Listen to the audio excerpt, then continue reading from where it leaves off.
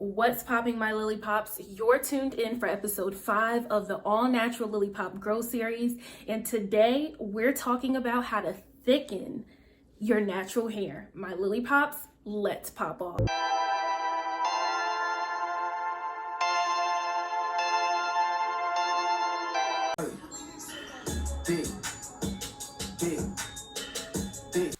Welcome again, my lily pops. You know that typically on this channel I share inexpensive DIYs to care for natural hair.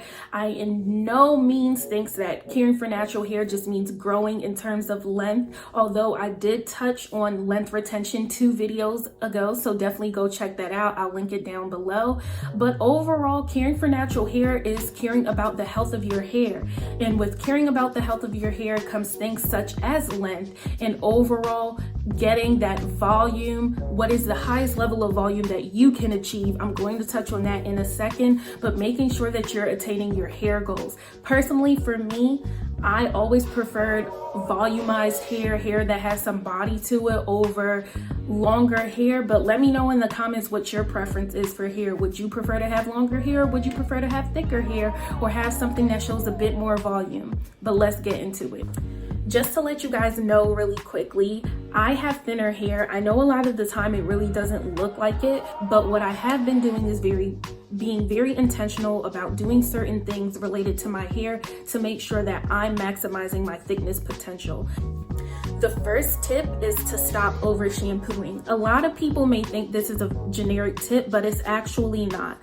Yes, there are a lot of naturals out there that have significantly reduce the amount of times that they shampoo their hair. I actually know some people that only shampoo their hair like 4 times a year, while some people really only look at shampooing as when they clarify their hair with a clarifying or even a detox shampoo. The thing is, when you get in the habit of shampooing your hair way too much, you're stripping your hair's natural oils. And when your oils are stripped from your hair, you're making your hair susceptible to breakage, because dry and dull hair is easy to break. And a lot of the time, people think that breakage just means that your hair will noticeably be getting shorter and things of that nature. When I've experienced breakage, I've had it in that form where my hair was cutting and it was getting shorter. But there's another form of breakage where you start to notice that your hair is becoming less and less dense and your hair is actually beginning to thin out. So shampooing can get very dangerous with that. So an alternative to that, which is what I started taking on, is actually using more of a gentle clarifier on my hair. You can decide what that gentle clarifier is going to be for you. People use different things. Me, I use a hibiscus hair rinse that I create. A lot of people use the bentonite clay as their form of a shampoo treatment because it also cleanses the hair pores and things of that nature. But you find the alternative that works really well for you to make sure that you're cleansing your hair, but you're doing it gently so that your hair is naturally thickening because it has those natural oils that it needs in order to. The second thing that I did to significantly thicken my hair was to really reduce my usage of gel. So I feel like people have been more welcoming of gel once the old school black goopy gel that we used to use started transitioning to the background, and these things like Eco Styler and different elongating gels that have been coming out on different hair brands started to push to the forefront. I feel like people started welcoming gels into their routine with open arms all over again. But I want to caution you because I definitely know that gel can be breaking to the hair. And a lot of the time where people first notice that breakage is in the front, when you feel like your edges are non-existent, they're just going out the front door. And that's because there are properties that are in gel that do very great with sculpting your hair, meaning that it helps you to achieve those slick hairstyles that you're looking for.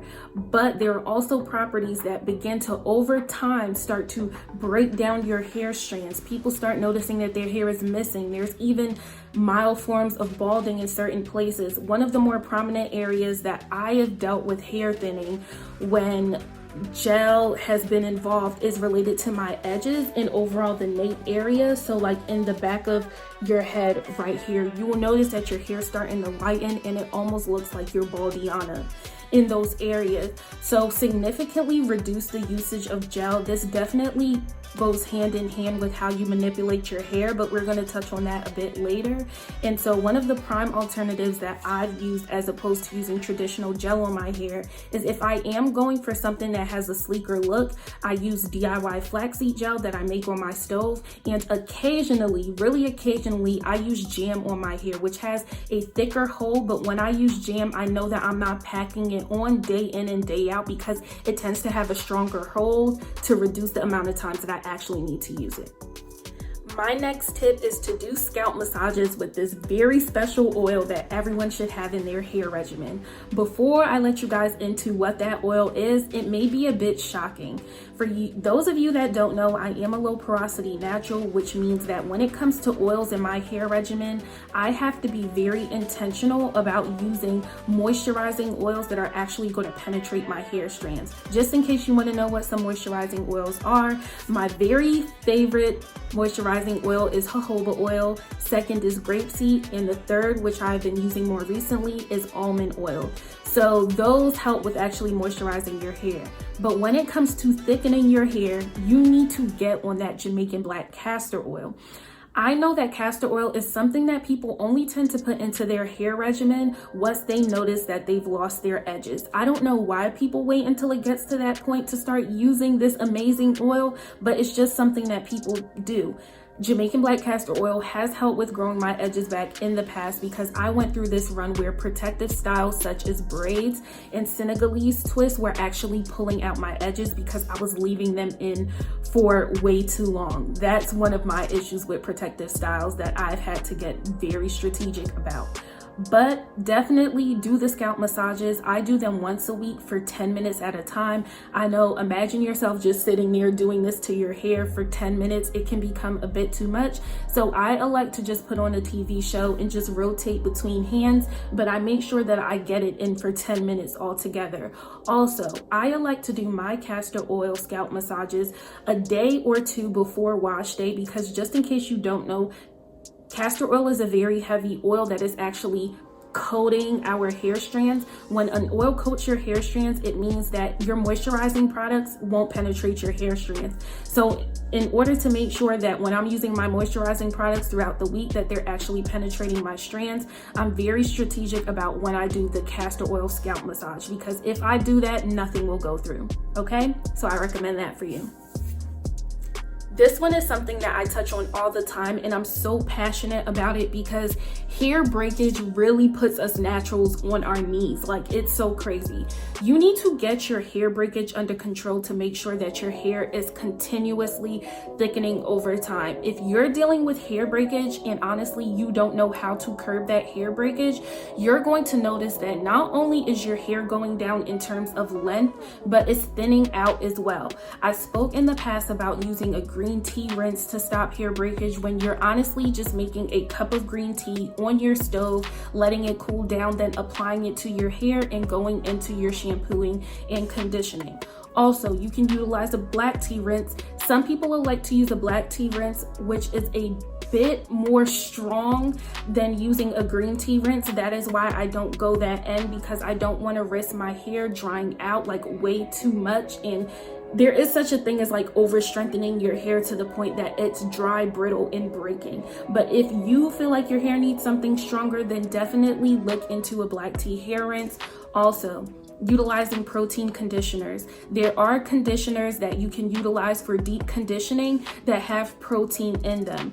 A lot of these brands market it as a protein conditioner. So if you're not one of those people that's into going all the way deep into reading back labels of products, just use for the brands that are putting it out there straightforward. This is a protein conditioner. Now, if you're using a protein treatment, you're probably at the point where you're dealing with a lot of breakage and you want to be very strategic about creating a consistent regimen of using that protein treatment as well. Protein treatments are very intensive. So my personal opinion and what I do, I don't use a protein treatment unless something like hectic happens in my hair regimen and my hair is breaking out of this world. I elect to stay at protein conditioners and using green tea rinses.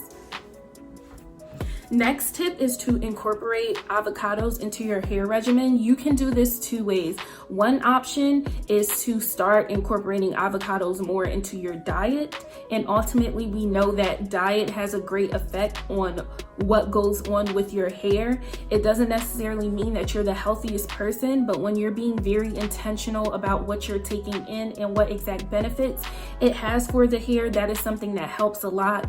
I was very intentional about a week ago with incorporating avocados into my diet every day that week in the form of a smoothie. I enjoyed it. Avocado is honestly not as bad as I thought, but I don't think I'm going as far as eating guacamole. Another way with avocado that I use it is to directly apply it to my hair in the form of a hair mask. Just in case you don't know, avocado is very rich in vitamin B, so it has biotin in it, and biotin is something that a lot of people incorporate into their hair regimens for hair growth. And personally for me, I know that a lot of people have seen their hair grow in terms of length, but I personally think that biotin does a great job of actually thickening the hair. But with me, we're almost at the end. You need to be very strategic in how you're manipulating your hair. I hinted at earlier that I've had issues in the past with box braids and Senegalese twists, especially when it came to the most delicate areas of my hair, such as my edges, my nape, and my crown area. The crown area is something that a lot of people don't talk about a lot, but is primarily one of the areas that people notice a lot of thinning at next to the edges. So let me just touch on the protective styles for a second. I started transitioning from relying solely on braids, Senegalese twists, crochet, and all of those things to allow myself to start exploring protective styling with my natural hair. So how do I do that? I rely on cute styles that incorporate 2-strand twists, flat twists, cute cornrows. I know back in the day, people will never be caught dead with their hair just in cornrows going back, but I really think that it looks extremely cute, especially if you have a larger earring. It's a cute way to just jazz that look up.